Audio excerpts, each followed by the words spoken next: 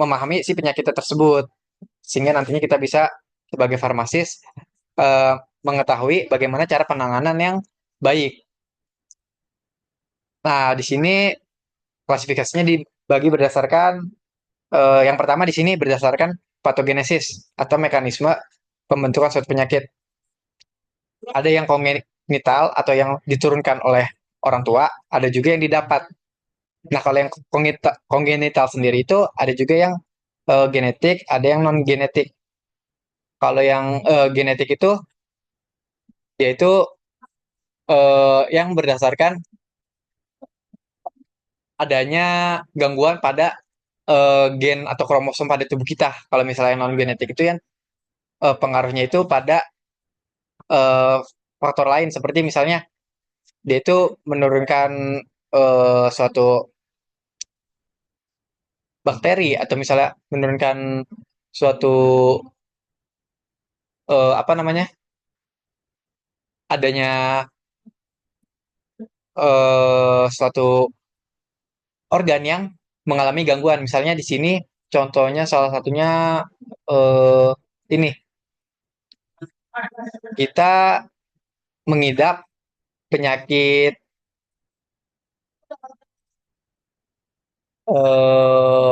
apa ya enaknya ya. Pokoknya kalau yang non genetik itu yang tidak berdasarkan apa namanya tidak berdasarkan perubahan daripada kromosom yang diturunkan oleh orang tua kita. Terus kalau yang didapat itu pasti kalian tahu sendiri nih kayak radang itu kan berdasarkan lingkungan pokoknya kalau misalnya yang didapat itu radang vaskuler, gangguan pertumbuhan, kerusakan dan perbaikan akibat trauma, gangguan metabolik dan degeneratif juga dipengaruhi oleh itu tadi si apa? Si lingkungan atau gaya hidup kita. Terus di sini berdasarkan sistem coding angka.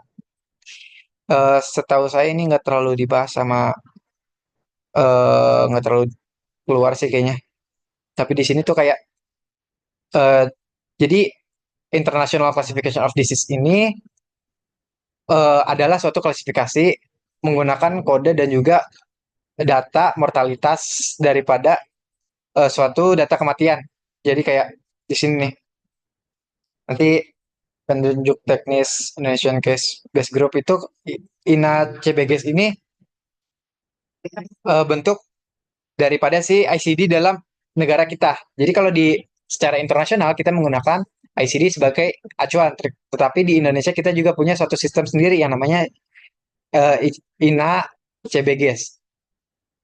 INA CBGS ini contohnya di sini nih struktur kodenya. Jadi pada kode pertama ini dia itu merupakan case mix main groups. Jadi kayak di suatu golongan penyakit yang sama, suatu penyakit yang sama misalnya kayak penyakit yang mempunyai faktor resiko, terus juga mempunyai eh, patogenesis yang mirip, itu bakal diklasifikasi di tempat yang sama. Kayak misalnya di sistem yang sama, itu dia bakal diklasifikasi di kode pertama digit ini yang sama. Terus kayak kedua ini tipe kasus. Kalau tipe kasus ini kayak misalnya dia itu merupakan dia mengalami penyakit yang apa namanya, yang akut atau yang penyakit yang kronis, atau misalnya dia mengalami penyakit yang punya tingkat keparahan yang tinggi begitu. Terus kalau ini spesifik CBG kasusnya juga di sini. Terus kalau misalnya yang ini berdasarkan severity level atau tingkat eh, banyaknya prevalensi daripada si penyakit tersebut. Terus di sini kita di patofisiologis ini nantinya bakal belajar nih beberapa hal ini. Mungkin kalian udah dapat tugas buat apa namanya makalah studi kasus dari dosen mungkin sekarang ya. Itu hal-hal ini bakal jadi bahasan penting pada tugas tersebut.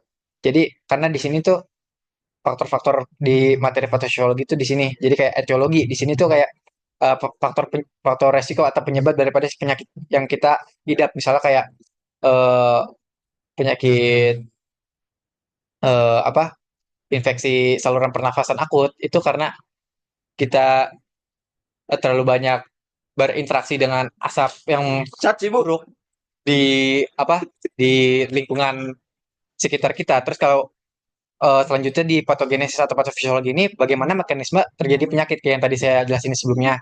Terus manifestasi kliniknya itu meliputi tanda dan juga gejala klinik. Jadi kayak kalau tanda itu hal objektif yang terlihat, misalnya kayak uh, dia itu yang nggak bisa diukur, misalnya kayak bagaimana dia merasakan sakit atau kayak apa. Sedangkan kalau misalnya gejala klinik ini hal yang berupa subjektif. Kebalik, maaf. Objek. Kalau yang tanda ini yang dapat diukur itu misalnya kayak banyaknya banyaknya apa? Leukosit, banyaknya eritrosit pada tubuh kita, itu hal-hal yang dapat diukur seperti itu masuknya ke tanda atau objektif yang dapat dilihat. Ini juga tadi udah saya jelasin di awal, tanda dan gejala. Terus komplikasi atau cacat, ini perkembangan kalau misalnya penyakit ini kita diamin aja tanpa penanganan khusus, itu nantinya bakal mengalami apa? Itu bakal dibahas di sini. Terus diagnosis, prognosis, ini bagaimana cara kita menangani kasus, bagaimana analisis kita, itu dibahas di sini. Terus baru penanganan dan uh, pertimbangan khusus daripada penanganan yang kita lakukan. Nah, di sini nih misalnya nih, kita ngambil kasus yang uh, ini di sini contohnya kanker paru. Itu etiologi atau faktor risikonya itu berdasarkan rokok. Jadi rokok itu dapat menyebabkan mutasi gen. Jadi biasanya rokok itu, asap pada rokok itu kalau secara berlebihan dikonsumsi oleh tubuh kita, itu tubuh kita akan secara alami mengalami suatu proses buat mempertahankan diri dengan cara merubah suatu bentuk sel di trakea kita, yang mana dia itu tempat pernafasan kita, merubah sel dari sel yang bercilia menjadi sel squamous, yang mana sel cilia itu kan buat menyaring atau memfiltrasi eh, zat-zat yang masuk ke dalam organ yang lebih dalamnya kan. Nah, di situ diubah menjadi sel squamous, yang mana sel squamous itu dia bentuknya itu lebih pipih. Jadi dia itu lebih dapat mempertahankan kekokohan daripada trakea kita. Jadi tidak dapat dengan mudah trakea kita terbakar atau mengalami gangguan lain. Itu juga dapat, kalau secara berlebihan nantinya akan mutasi gen tadi itu akan menyebabkan tumor di paru. Seperti yang tadi saya bilang. Nah, kalau tumor parunya itu, ini kan tadi patogenesnya itu karena mutasi gen nih. Atau bagaimana penyebab daripada si tumor paru ini, karena ada mutasi gen yang disebabkan oleh rokok. Nah, tumor paru ini kalau misalnya kita diemin begitu aja, nantinya akan terjadi tumor sekunder atau metastasis, yang mana metastasis itu suatu proses si sel tumornya itu menyebar ke sistem lainnya atau ke bagian tubuh lainnya. Misalnya kayak sel kanker di di sini, misalnya di paru nih, dia nantinya akan masuk ke peredaran darah, selnya yang terlepas daripada sel apa daripada sel tubuh kita itu, dia akan melepaskan diri terus masuk ke peredaran darah buat menyerang ke bagian sistem lainnya. Seperti di sini misalnya di otak dan di tulang ya. Begitu. Terus di sini juga masih banyak penyakit yang etiologinya masih dipertanyakan atau tidak diketahui. Misalnya di sini tensi naik. Ini sebenarnya yang begini tuh karena mempunyai banyak faktor risiko yang kompleks. Jadi dia itu banyak teori-teori eh, yang apa? Yang mempengaruhi ini, sehingga nantinya renin pada ginjal ini bisa naik. Renin itu kan apa? Hormon yang membantu tubuh kita buat meregulasi kadar daripada tekanan darah. Itu nanti kalau misalnya dia secara apa? Secara berlebihan naik, maka tensi darah kita juga bakal naik, tekanan darah kita bakal naik. Itu nanti kalau dibiarkan begitu saja, bakal ada pendarahan di otak karena darahnya terus-menerus dialirkan gitu ke otak itu nanti otak kita bisa pecah mengalami pendarahan.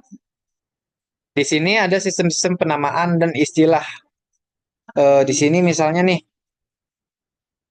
tambahan kata primer, sekunder. Itu misalnya kalau misalnya primer, sekunder itu berdasarkan kayak misalnya penyakit endometriosis. Endometriosis, oh enggak, dismenor, dismenor primer dan dismenor sekunder. Kalau dismenor primer itu dia itu faktor resikonya itu berdasarkan penyakit tersebut sendiri. Jadi kayak yang tadi saya bilang, dia itu faktor resikonya itu kompleks, masih dipertanyakan sehingga dia itu uh, terjangkit sendiri penyakitnya bukan berdasarkan penyakit lain. Tapi kalau misalnya yang sekunder itu dia itu kayak komplikasi dari penyakit lain. Jadi dia itu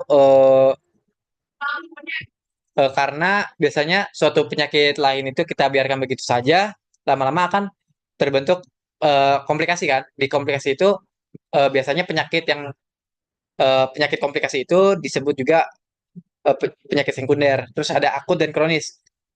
Kalau ini tuh berdasarkan bagaimana si penyakit tersebut menyerang tubuh kita, interval daripada penyakitnya itu lama atau cepat. Kalau misalnya yang akut, itu penyakitnya punya interval yang cepat. Jadi dia itu secara tiba-tiba masuk ke tubuh kita dan penyakitnya itu juga bertahan di tubuh kita secara singkat. Jadi kalau nggak salah kurang dari 48 hari itu udah sembuh. Tapi kalau misalnya yang kronis, penyakit kronis itu munculnya itu secara perlahan dan dia itu secara perlahan menumpuk sehingga nantinya akan menjadi penyakit yang susah buat dihilangkan.